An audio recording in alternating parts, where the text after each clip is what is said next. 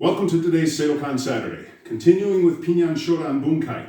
So we have the two overhead club techniques, and I want to reinforce just really quickly, distance matters, and my footwork needs to be quick and forward. We talked way back in earlier videos about how stances are not locked fixed positions, but are intended to teach us body weight distribution. I see a lot of front stances where the weight is centered because I'm just kind of standing lazy instead of being pressed forward through the hips and the knee like it should be. Then it's a forward or Zen Kutsadachi. Not just because it's moving forward, because sometimes we move backwards but we want to stay forward weighted.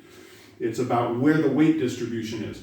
So this is one of those, just to review real quickly. I start, just reach the club out without stepping. I don't want to be where she can hit me. If I'm starting right here, that's pretty terrible. A, I'm not going to have room to move forward, but B, she doesn't have to move her foot to hit me, which means she's going to outspeed me in real life. So when I see this weapon, I want to start with some distance. And then we did both sides, overhead club, hey, now stepping in with it, go with strike, hey, step, step. So stay there. Notice my 1-2, okay? 1, this isn't a stance. This is just moving my body weight forward so I can come to my cat. Or on the inside, same thing. So we did that last week. So just go ahead and stay there and we'll go from this position. If I'm on the outside and I've done last week's technique, my next move in the kata, if I'm facing this way, is the back fist and front kick, starting from a chambered hands. Okay, so typically, if I'm doing, well, I'll do it in this direction. If I'm doing the kata here, my next move goes toward the back. One interpretational paradigm, and the one I actually subscribe to the most, is that if I'm facing this way, that means I've gotten around behind my opponent. So we could use this movement as an extension. Come in, okay? From here, I could come back with her head and take down as I hit, and I'm behind her. But rather than make a long, complex, convoluted bunch of moves, take the stick from you now, we're going to keep it simpler and use a different interpretational paradigm, which is just that I'm stepping backwards rather than turning around and taking her back. I don't know, again, I'm going to say this a million times until you get sick of it. I wasn't there when these kata were created by Anko Itosu, who was one of Funakoshi's teachers, who's the founder of Shodokan. We weren't there. So I don't know exactly what he derived these from. There was an original self-defense technique, and like I say, I personally believe mostly in the directionality of the kata, indicating where I should be in relationship to the opponent. But for ease of transition, and we could actually, there is a way to do this technique where that happens as well. But we're going to start with a cross-hand wrist grab.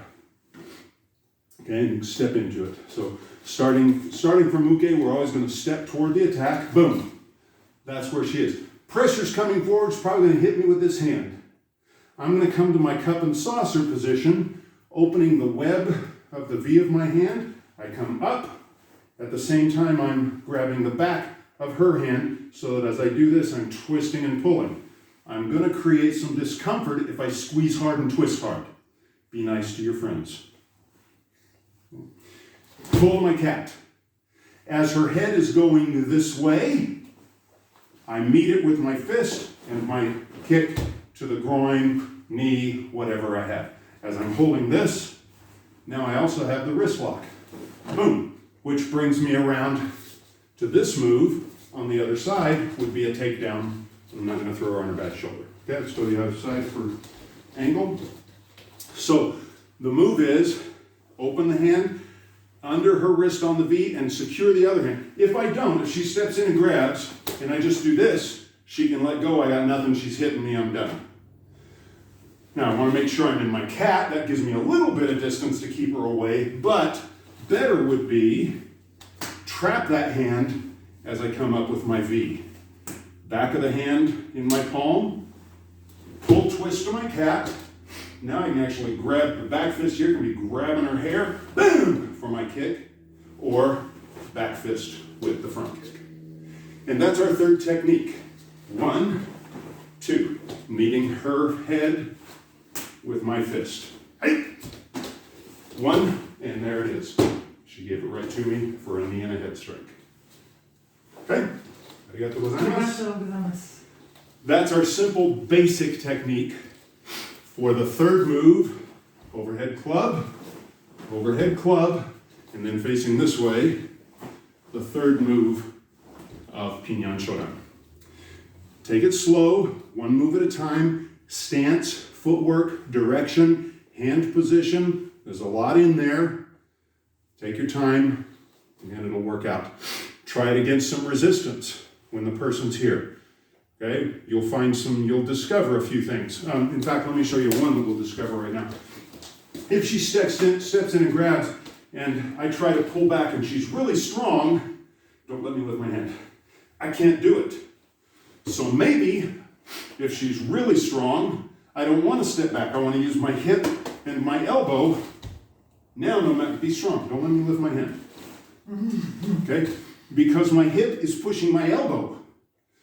I guarantee you my hip is stronger than her wrist. And that allows me to come in. And it doesn't change the technique. So just little things that you'll find where you need to adjust depending on the opponent. If they've grabbed and I catch them before they're strong and pull back, they're not going to be strong on that press down anyway. So that's an advantage of the step back to gain distance. But if as I step back they're coming in, then I want to lock into my hip as I come up and over to this cup and saucer position. Hopefully that made some sense. That's our third bunkai for Pinan Shodan. And like, share, subscribe, leave a comment, ask a question, tell a funny joke, spread the news, share it with a neighbor. And until next week, as always, keep practicing.